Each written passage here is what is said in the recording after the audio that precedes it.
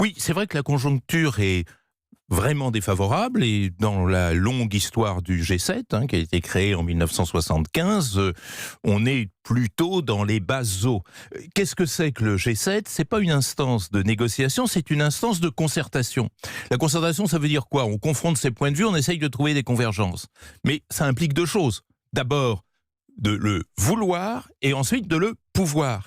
Et dans cette situation que vous décrivez très justement, le vouloir est très sérieusement remis en cause. Pourquoi ?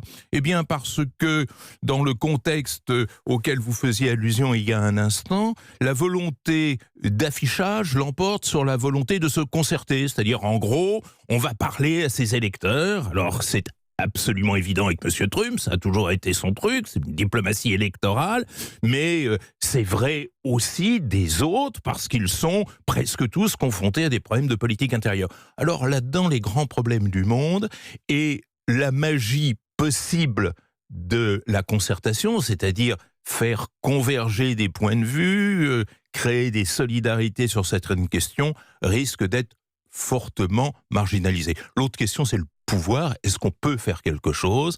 Et là, la grande question, c'est cette vieille puissance qui relève, il faut le dire, de l'ancien monde, face à la mondialisation dont les acteurs principaux sont les émergents absents, sont les souffrants, qui sont les peuples, les pays où se trouvent les actuels champs de bataille du monde.